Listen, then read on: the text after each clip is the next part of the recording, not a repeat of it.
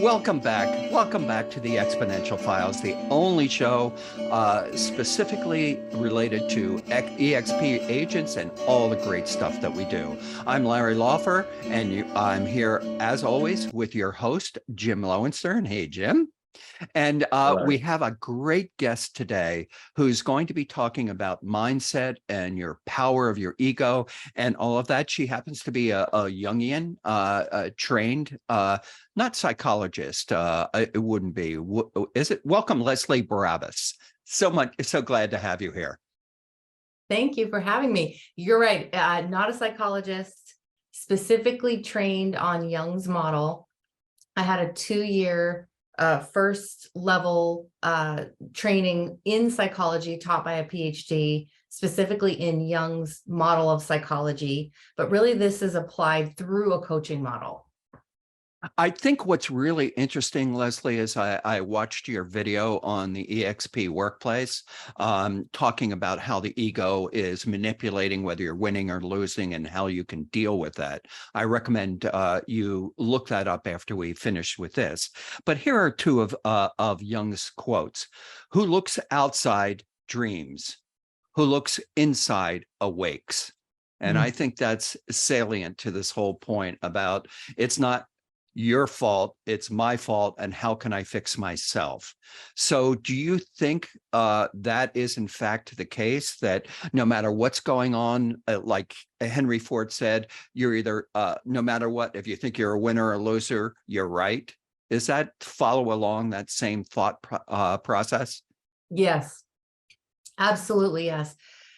The difference in my view, because I read every self-development book on the shelf, just like you were showing me before the show, you know, these books that you love that get you all motivated and fired up.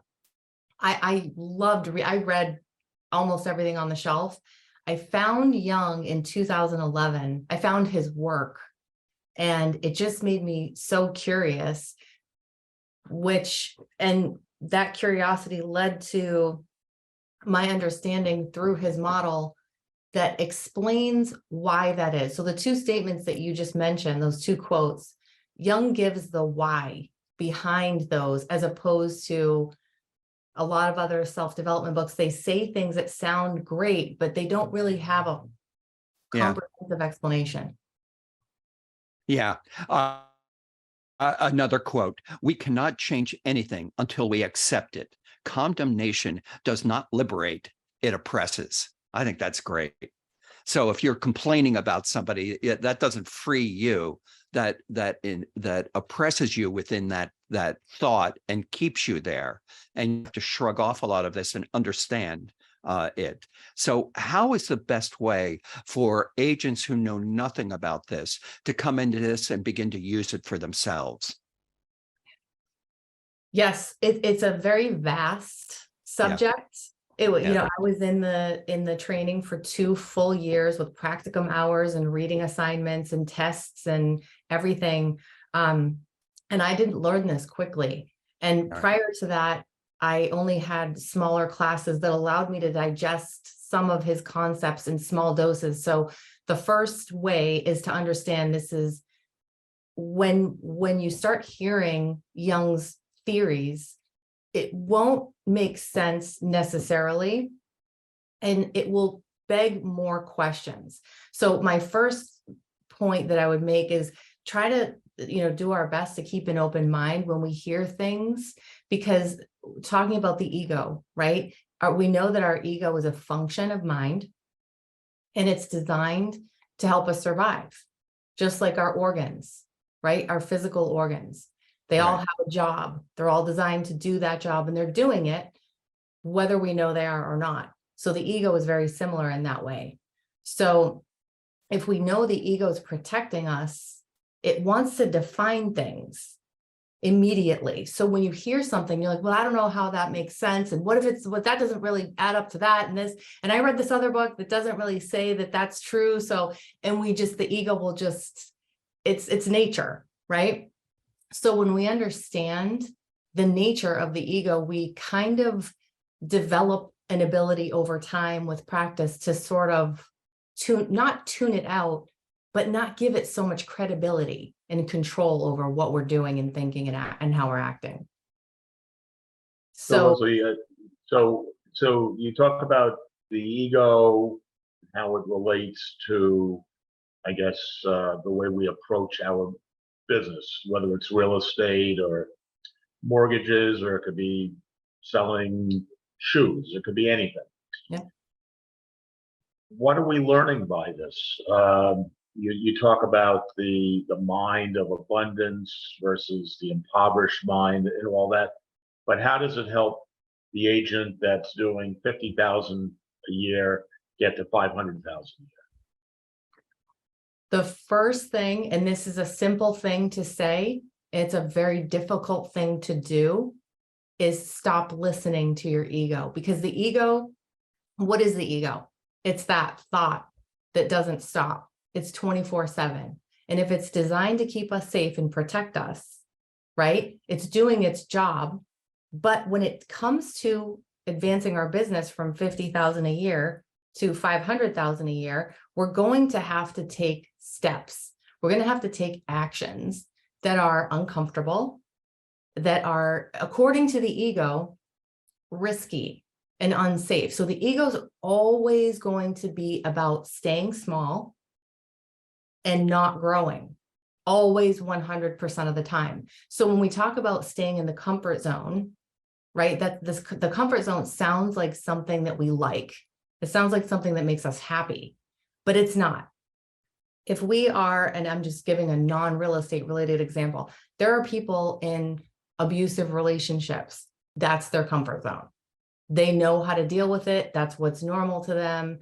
You know, they meet someone who's really nice and wants to treat them well, and they're like, that's weird, right? So it's not logical, is my point, right? But we have to, at some point, stop listening to that voice that's saying, you know, you better not take that step. What if you put yourself out there and people criticize you?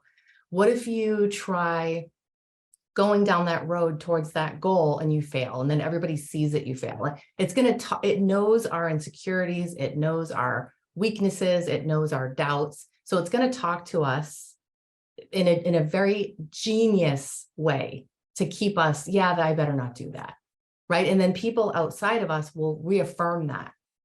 So we call our mom and we say, hey, I want to go from 50,000 to 500,000. And she says, oh, you don't need $500,000. You're doing just fine and whatever. And you can't do that. And there's not many people who can do that. And all the reasons that will just validate the ego. So the number one thing, and it's a huge thing, but it's a hard thing to do, is just to take the action anyway. Let that voice be there telling you it's unsafe and all the reasons why you shouldn't do it and all the reasons why it's not going to work, and do it anyway. You know? Right. You're basically saying ignore that inner voice and then plot your course. But it's a back and forth thing, because let me give you a real estate example. You make 20 calls and you're trying to get an appointment with expired for sale by owner, canceled, something like that. Every one of those people that you talk to hangs up on you. Mm-hmm. So the feeling would be, I'm a failure, but that's not the feeling that you should have. The feeling you should have is, I haven't called the right person yet. So the ego helps you realize that, oh, they were rejecting me, but they weren't rejecting me. They were rejecting the phone call. They were rejecting the moment I called them. They were rejecting something else. So your mind shapes it a little bit differently so you can go on and make the next 20 calls. Do I have that right? Yes. And what you're talking about there is such a good example, because that's how our mind gets conditioned. Yeah. And that's why we keep recreating the same results over and over and over by accident. Because right. The only thing the ego knows how to draw its assumptions from is the past, or it worries about the future, but it's never present moment. It's never present moment. So the ego is, again, it's doing its job and telling us, you know, when I pick up the phone, I'm just going to get hung up on. I did it Monday. I did it last week, I did it the week before that, I'm just gonna, so why bother? Or Right. when we take that, pick up the phone, we aren't showing up. Like the energy that's going into that conversation is fear, because it's drawing on that we didn't have success, what the ego considers success the last time or the time. So that's how we get conditioned. And it's very powerful. Conditioning it's B.F. Skinner and Pavlov have the most well-documented studies in psychology on conditioning. It is extraordinarily powerful. And no matter how intelligent we are, we're all equally conditioned. So having said that, what does that tell you about picking up the phone to make 20 calls? What would you take away from that? And how would you apply that knowledge to doing that? Didn't B.F. Skinner lock his kids in a box? I hope not. No, I'm pretty sure that's what he did. Yeah, he did some bad stuff.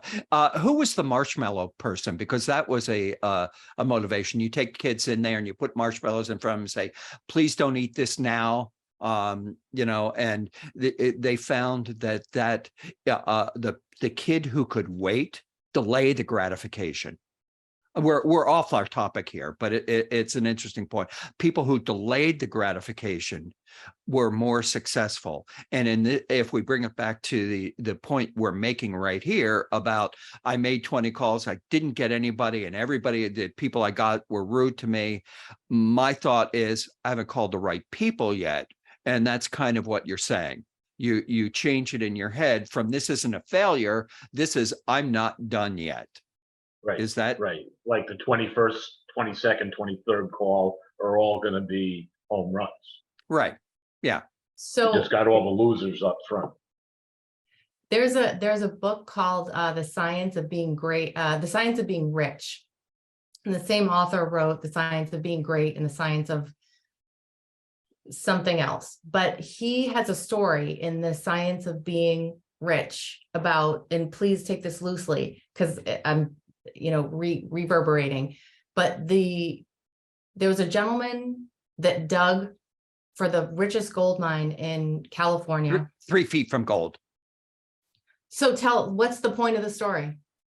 Well, the point of the story, I'll quickly tell the story. A guy goes out during the gold rush. He goes out, he sells everything. He puts all this money and he goes out there and he starts digging. He gets something that looks like it's a rich available thing, and he starts digging and he buys more equipment and he's all in, and he finally, his wife says, you got to come home, this isn't working.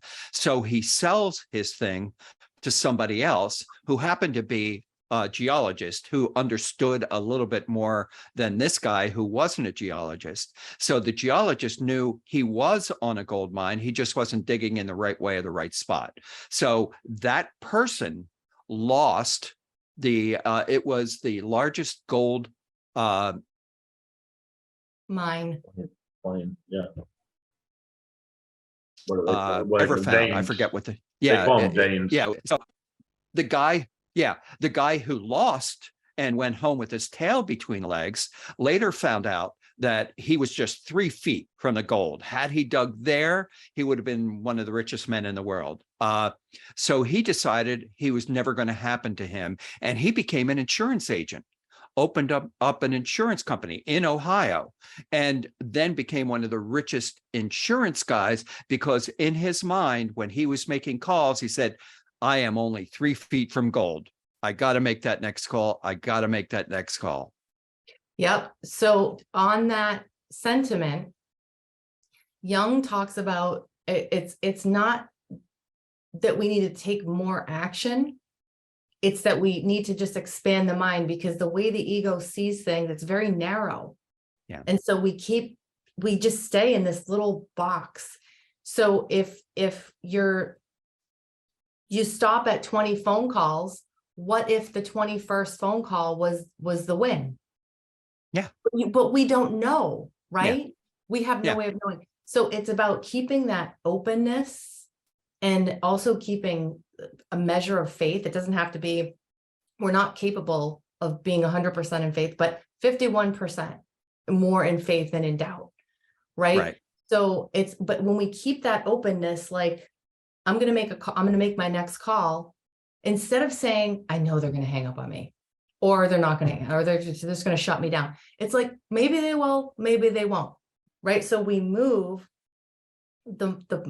we open the mind just an inch, and try to just open it up from, I know this isn't going to work because it didn't work last time, to like, well, maybe it won't work. Maybe it will. It's magical. Yeah. Yeah. Laws of attraction, I think, are also part of it. Is like, you're sitting there, you're making calls. I learned a long time ago, really kind of define who your best client is. Have them in your mind where you're calling. Because if somebody had an expired or a canceled listing, they're upset. They didn't get what they wanted. And they wanted to sell their house. They put their hand up, they put it on the market, they had open houses. They're angry and they don't understand. So you have to approach these people with empathy and understanding where they are, rather than, oh, I could do it better. Oh, my agency sold more houses in your neighborhood than anybody. That's the basics of this whole business. It's about the other person. It's not about you. Find out what they need. Find out what their disappointments are. Find out what their dreams are. Right. And do your best to provide a solution to their problems and be a guide to their dreams. And that comes right back to what Lesley is talking about, is be of service to others, not of service to yourself. And ultimately, you're always in service to yourself, but being in service to others brings you along as well, if you get through the pain to get to the pleasure. Let's talk about your business, Lesley. How many years have you been in real estate? How many years have you been with eXp? What has changed for you for the better, hopefully, being part of eXp? So I come from over 20 years in pharmaceutical and medical device sales, and I am new to real estate. So it's new for me. I joined eXp, long story short, my mom's been with had been with Keller Williams for 25 years. So she's in Massachusetts, in the Shrewsbury, Grafton area. So she told me, let me find a Keller Williams agent for you to talk to. So I said, okay, this is your industry, not mine. I don't know anything really. So I went and met with a Keller Williams office locally. I don't mean to sound critical. There's nothing to criticize. I just wasn't inspired. The woman didn't do anything wrong. She was perfectly nice and accommodating and sweet. I just was uninspired. And so my mom said that day, what are you going to do? And I said, I don't know. I think I might start applying for pharmaceutical jobs. And she said, why? I said, I'm not inspired. She's like, well, hold on. Let me just have you talk to just one other person. I'm like, okay, bring it on. So she had me talk to someone from eXp who's local to me. And I saw so much opportunity, and that it was so, I saw how transferable my skills that I had developed in pharmaceutical sales would be, and how useful I could make it. So it's interesting because they're both real estate brokerages, and what do you think? Was it the individual broker you spoke to, their two personalities, or could it have been that the eXp business model or technology or the network? What was it? It must have been something about eXp that made such a difference, because you weren't even going to go into real estate. You were like, the hell with this, going to go back and medical sales. Yeah. So excellent question. The most important thing for me was that the person that I spoke to at eXp had such a deep knowledge and working knowledge and understanding of the opportunity that eXp offers, that he was able to convey that effectively to me. Does that make sense? So it was him, yes, but it was really his experience of and working knowledge of what EXP is and what it can do and what I can do. And where had he been prior to EXP? I'm curious. Yep. He had owned his own brokerage. Okay. I think he ran a brokerage of like maybe 10 agents in San Diego. He's very successful. He still is. He's much more successful, and his quality of life has skyrocketed since he's been with EXP because he understands, he capitalized on the opportunity that, Glenn Sanford gives us all. Interesting. Okay. Do you talk about, let's see, glass ceilings that limit us? How would you suggest, I mean, I think we lost Larry somewhere along the way. How do you suggest that we break through those glass ceilings as individuals, not even just real estate agents or, salespeople? It's from a young coaching perspective, it's a twofold approach to break through a glass ceiling, whether that glass ceiling is a health goal, a real estate sales goal, an expansion goal of some kind. It doesn't really matter. You're applying the same recipe, if you will. And that is, so one approach is the unconscious. So Jung says famously, until we make the unconscious conscious, it will dictate our life and we will think it's fate. So we mistakenly and unknowingly attribute our results externally. Why are you not successful right now? Well, because the market's slowed down, the inventory is low, it's really competitive. Every answer I would give you would be external. Where Jung would say it's quite the opposite. Like, so when we believe that when I have a multi-million-dollar real estate business, when I sell X amount of homes, when I expand my team to X number of people, then I'll be happy. Then I'll be good to go. He says, no, it's when we cultivate a mind of abundance, then the external will always reflect the mind. So it's really we're turning our attention from being outwardly focused to inward. So first, unconscious, we need to sort of learn Jung's techniques for accessing that information because it's there and it's driving. So I use the analogy, I don't know if you heard it, that it's when the unconscious is by design not accessible to us.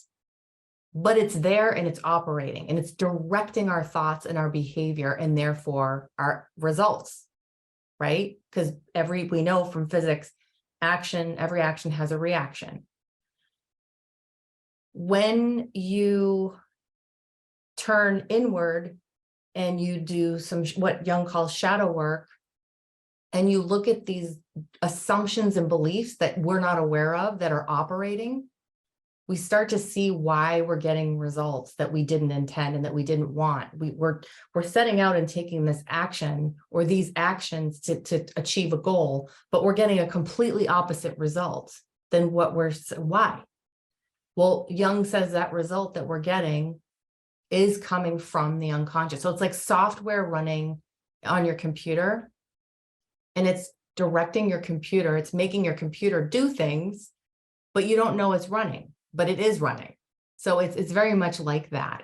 And then the other approach, of course, is we don't want to get rid of the ego, right? The ego helps us survive. It's done us all a huge favor through our lives. But at some point, that conditioning that served us so well is now impeding our growth, right?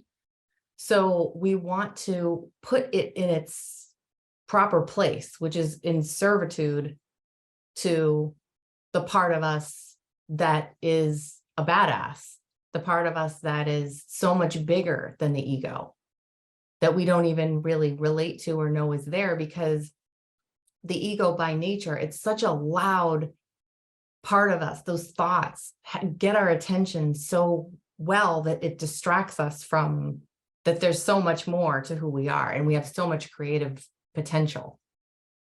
So let me ask you about the, I don't know if it's art behind you, or it could be just one, but I see Chanel, Yves Saint Laurent, what is it, Fendi, and is it Gucci? Is it Louis Vuitton or is it Gucci? It is Gucci. Louis Vuitton and Gucci, yeah. Yes. Is it like a Rorschach test? You know, I put that there as just sort of a reminder, unconsciously and consciously, of the, you know, because when you start learning young, it's crazy because all of a sudden you become unattached to your results as you do this work. And then you have to go through this sort of questioning of like, well, if I'm not attached to the results, then why am I even working? What am I working for? Right. But the truth is, there's nothing wrong with wanting wealth or creating wealth or having money or having the car or the lifestyle or the home that we want. There's nothing wrong with those things. It's just that when the ego attaches itself to those things as validation of who we are. So if I have my $1 million, I'm good. But if my bank account and I look and it's $50,000, well, now I'm worthless, right? So the ego attaches our worth to external things.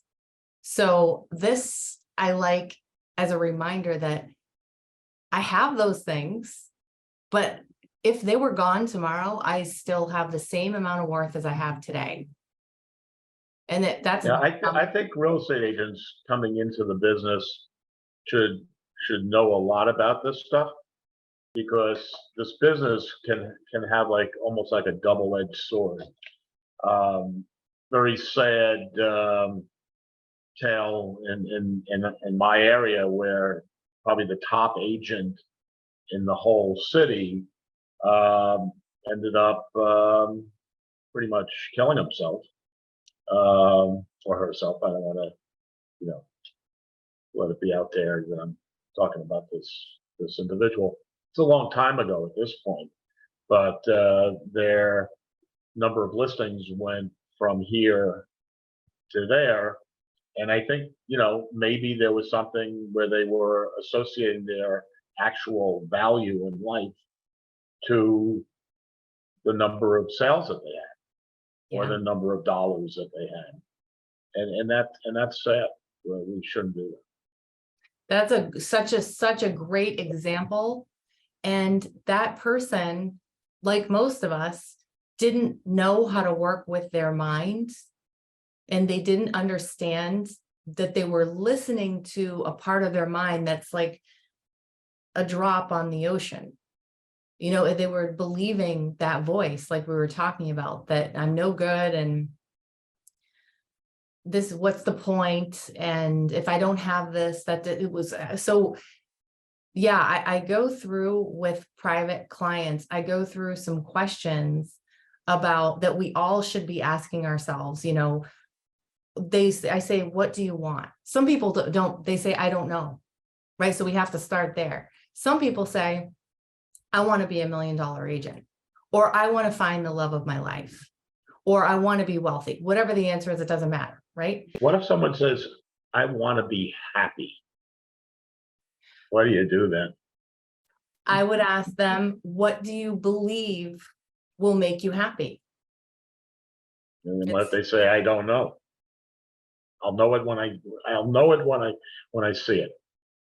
And also, what is happiness, right? How do you define it? Because what I say, when I say I'm happy, you might not agree that that's happiness. Yeah, right? Chanel wouldn't make me happy. Exactly. So what Young really taught us. Larry, I think you might be muted because I see your lips moving, but I don't hear you. He's saying Lamborghini. What else? Lamborghini, Ferrari. No, he's just smiling now. Yeah. No, Now we hear you. Yeah. So actually you heard me, Lesley, didn't it? When I mentioned the questions, because I think questions are really important. You wake up, it's a rainy day, you get a flat tire, you're going to a thing.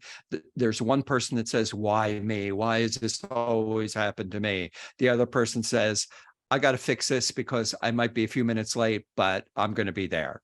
It's the same exact external events thought differently. It's where the conscious and the unconscious fight. And ask yourself better questions. Stop asking stupid questions. Your mind will always find the answer. So if you say, why does this always happen to you? Your mind's going to give you 17 reasons for that. A better question is, what can I do so I'm not in this situation now? That's a better question because your mind's going to answer that one. Your mind thinks in positives. You make it negative because you interpret it, you add to it. I think I'm right on this, Lesley.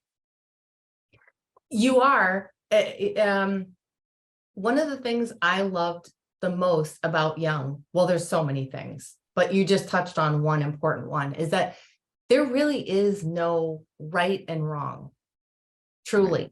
It is. And how we create our life is really through perception. It's through, as you just mentioned, one kid gets smacked. Well, when I grew up, we got smacked. I mean, I know that we're not supposed to talk about that, but like one kid's like, and another kid's like, hit me harder. That was a joke, so it's not what happened to us. It's how we perceive what happened to us that shapes how we see the world. Right. So, there are very neglected, abused children who grow up as well-adjusted, healthy, functioning adults. Right. There are children who grow up in wonderful families, supportive, structural, school, education, love, all of their needs are met, and they're disaster. They can't function as adults. So we know that there's perception going on. Even in the same family, you can have 4 children, same rules, same house, same parents, same conditioning, same culture with a subculture within the family, and they couldn't be more different. Yeah. Why is that? So, yeah, perception. If you perceive, I'm gonna have to.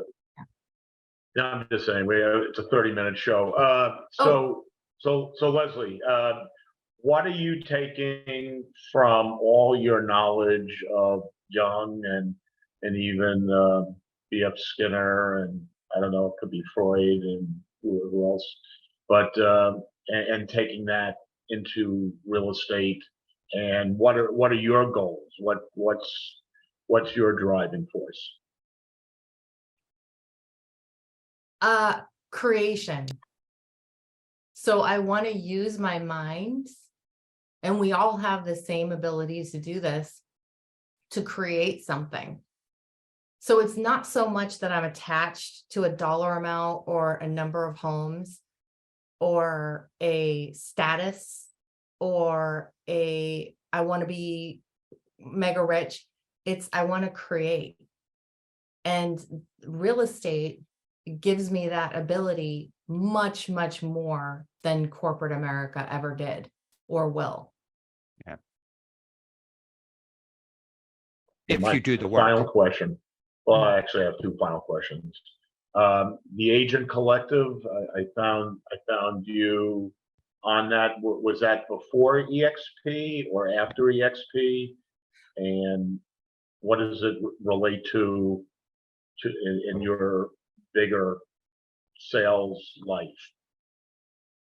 So the Agent Collective is, so as you know, Jim, when you join EXP, as I did, I don't just have access to one mentor or one teacher.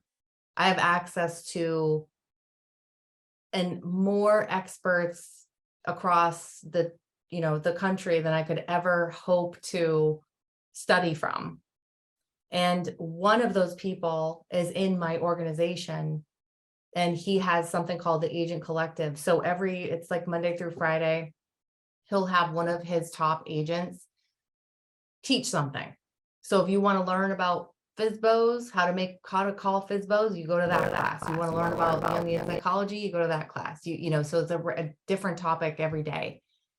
But he's just one of. But they're not all EXP agents, even though it alludes to the fact that they are, because I know some of these people, and even some of the people, I just took a look at their picture. I go, I don't think they're with EXP, and I checked on them, and they were like exercise workout people, things like that.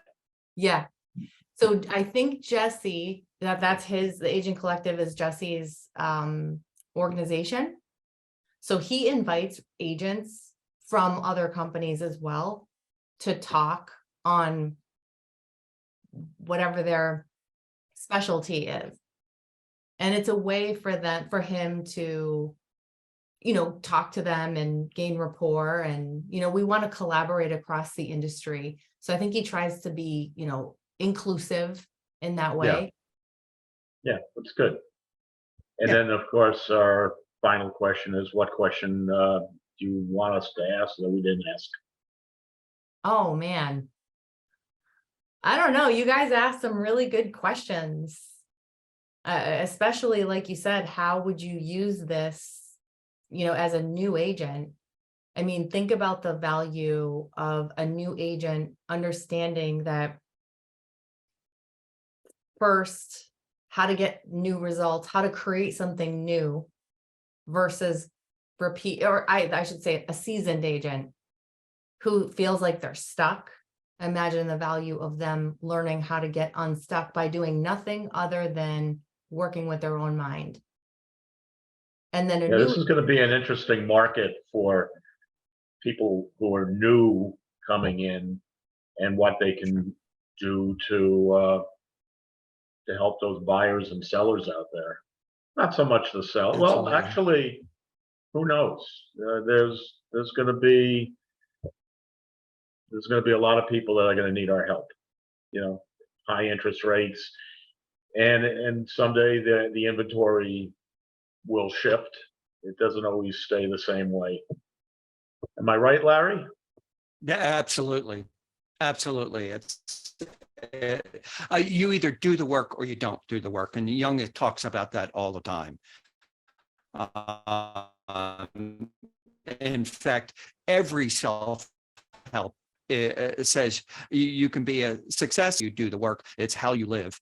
Lesley, if people want to be in touch with you, what's the best way to be in touch with you? They can just call you, and you can reach out.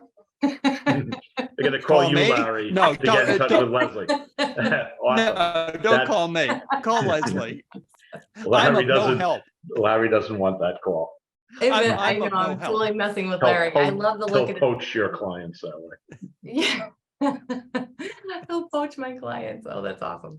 Yes, anybody who wants more of this information or has questions, they're happy to email me at leslie.barabas@exprealty.com. I'm really happy to share what I know, and because this work has truly changed my life, and I love sharing it with others. So I appreciate you having me on. I feel like I talked about, I didn't learn anything about you, Jim. That's not what this show is about. Everyone knows everything about me from previous shows. You got to watch shows 1 through 10, where Larry and I sat there for 30 minutes on each show, just talking back and forth about EXP pretty much, right? We've done that a couple of times over the years, where it's just us talking. Yeah. It's always better when we have a great guest like you. Yeah, Lesley. we're not that fascinating. We figured it out after 10 shows. Jim doesn't like me saying who's going to listen to 2 old white guys. I'm the old white guy. I understand that. Jim is much younger, much more healthy. I'm much younger. All right. Thank you so much, Lesley. This was fun. Thank you, Larry. Please like us and subscribe to the Exponential Files, and we do this every week.